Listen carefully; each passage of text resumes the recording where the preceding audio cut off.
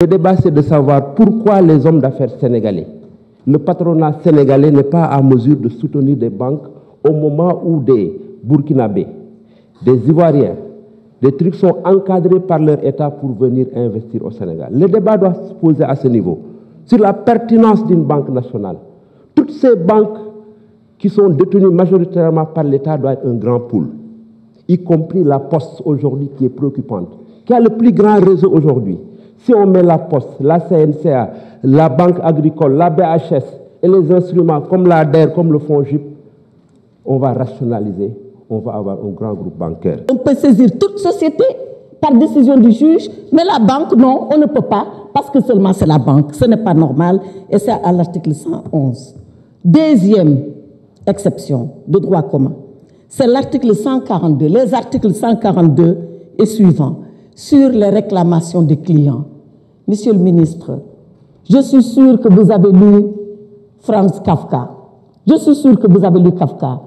Vous vous rappelez de ce monsieur qui emprunte les dédales d'un couloir, d'un tribunal et qui ne rencontre jamais son juge pour que son affaire soit jugée? Voilà le sort que vous réservez aux clients des banques qui veulent aller en réclamation. Vous leur demandez de s'adresser à la banque si elle a une procédure interne de médiation. Sinon, d'aller voir l'Observatoire national de la qualité des services financiers. Sinon, d'aller à la commission bancaire pour une simple réclamation. Quand est-ce que tout cela va finir?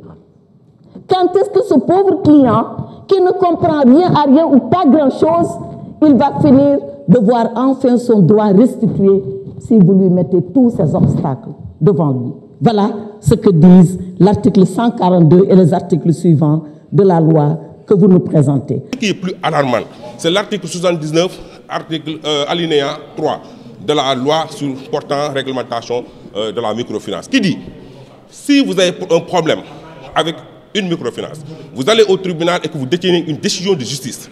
Si l'institution de microfinance est en difficulté, vous ne pourrez pas exécuter cette décision de justice. Alors que si c'est le cas contraire, si c'est la microfinance qui gagne avec une décision de justice, vos biens sont saisis, vos maisons sont saisies et vos comptes sont saisis. C'est une discrimination. Devant la loi, nous devons être équitables. Si le client a une décision de justice, il doit pouvoir l'exécuter, quelles que soient les difficultés de l'institution de microfinance. Donc, énormément de points qui n'ont pas été pris en compte par ces deux projets de loi.